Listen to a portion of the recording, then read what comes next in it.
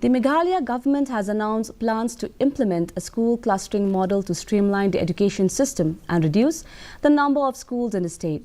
This initiative, which was decided during a review meeting, seeks to consolidate different school sections, lower primary, upper primary, secondary and higher secondary, into a single stream.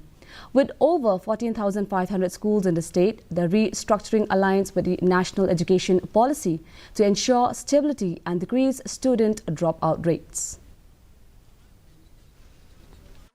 So now what has happened is that in the same place, in the same school, there are different sections. There may be LP school, which is recognized as a different school. UP school is having some different UDICE code. Secondary school is having some different UDICE code because they are getting aids from different schemes. So what this means is that if we merge all these kind of schools, if there is some kind of a merger, and they are supposed to be one school, then our total number of schools will come down drastically. So this is one factor which will help us to consolidate.